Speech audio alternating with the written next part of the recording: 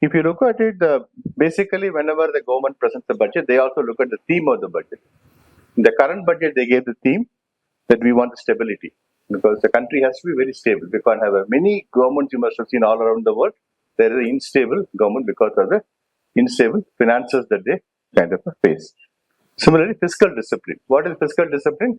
I need to have the deficit under control. I can't be having huge borrowings, paying huge amount of interest.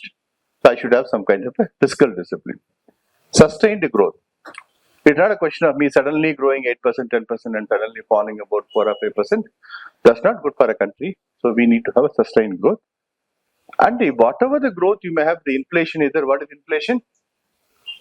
A kind of a increase in the value of the goods that you purchase. Basically, there's the inflation there. It is going to affect the public at large. What I buy for 100 rupees today, if an inflation of 5%, it will be 105 rupees. So I have to pay 105 rupees to buy the same product which I bought. So government tries to control the inflation so that they can keep the public happy. At the same time, your growth also will be robust growth if the inflation is under control. So these are the 4 kind of defining areas of the budget. And our economy has been growing very well. It is one of those largest growth that we have recorded as far as we call it a GDP. That's the gross domestic product increase. So that is the highest growth that we can see as far as India is concerned. How do we achieve that growth? It is not a question of GDP that is growing. So if you look at our own component of a GDP, the percentage of GDP, where is it coming from? India. Majority? Service sector. So you have to see that where we want to be. Okay, service is happening automatically. We have a lot of services that we are rendering. What is the aspiration of the government? Manufacturing.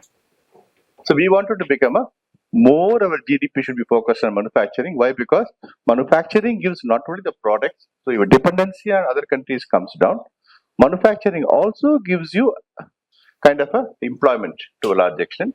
It can also give you an export where you can, if you are increasing the manufacture, it has a 3-fold impact. So when you look at it as a manufacturing is one of the areas where government wants to grow. What is the component of manufacturing in the GDP now? Anybody can tell me? It's something around 15%. So we wanted to look at it to be pushed to 25%. Similarly, agriculture contributes around the same percentage, around 15 to 20%. So our services sector is contributing more than around 50%. So to that extent, we would like to see that agriculture and manufacturing grow tandem with the GDP growth. Thank you.